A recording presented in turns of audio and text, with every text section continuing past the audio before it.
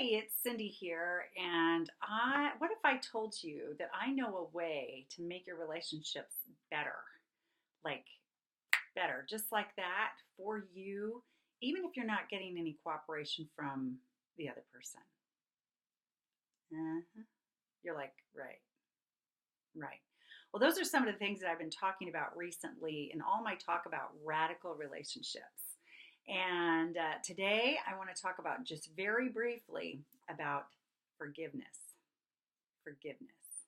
Okay, now what is forgiveness? And what is forgiveness not? Because a lot of people struggle with forgiveness because they're defining it as something that it's really not. When we believe that forgiveness is saying what the person did to us was okay, then we hesitate to forgive. Um, when we believe that forgiveness means we have to continue in a relationship or in the same relationship with a person, by if we forgive them, that also can keep us from forgiving them because we think, oh no, I don't want to continue in the relationship or whatever. You know what I'm saying? Really what forgiveness is. There's other things that block people from forgiveness: fear, all kinds of things, anxiety, all kinds of things. And it's understandable. And I know it's not always easy, but when you change what you believe about forgiveness, it can help. Because what forgiveness really honestly is you releasing yourself from the pain, stress, and so on of being upset and angry with the other person. Okay? Because when we hold on to forgiveness, we're holding on to some negative energy, some pain, more pain, frustration, anger, sadness, disappointment, all of that. We're hanging on to it on a deeper level than we need to.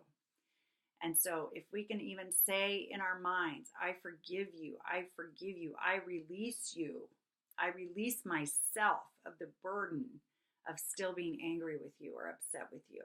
You can say that even in your mind, even if you cannot directly say it to someone, maybe they're deceased, or you don't have the opportunity to talk to them again, or if you just feel like you can't say it out loud to them, you can do this internally.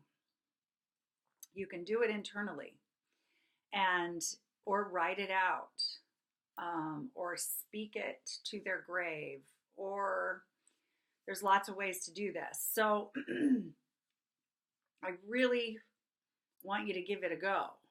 And the other thing is that if you're continuing, it will relieve you of the weight, the heaviness of the situation, even as you're continuing to heal from it. Another thing to keep in mind is that when anybody does or says anything painful toward us or to us, it really is about their journey, and it's really not about our journey.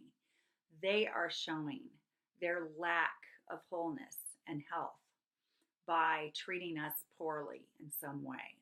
So it's really not about you, even though it looks and feels and sounds like it's about you.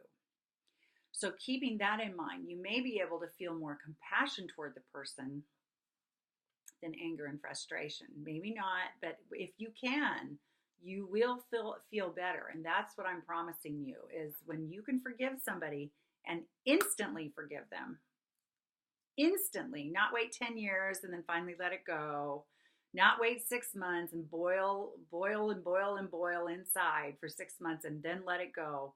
But instantly, like in 5 minutes or the next day, or as instantly as possible, and release yourself of it, you will feel better. And you'll be able to move through your relationships better also. That's why this matters so much. It matters for your own emotional health and well-being.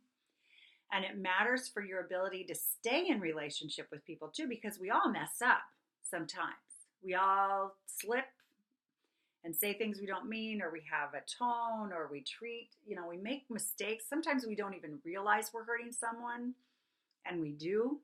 I've done that where later I find out, I'm like, oh my gosh, I didn't mean anything by that. I'm sorry, The other thing is you don't have to have them asking for your forgiveness for you to give forgiveness. You can give this freely directly or indirectly, freely, to free yourself. Okay? And this matters not only for your emotional well being, which also affects your physical well being, but it also matters for you to be able to continue in your relationships and to enjoy them more. Because again, we're all human and things happen. And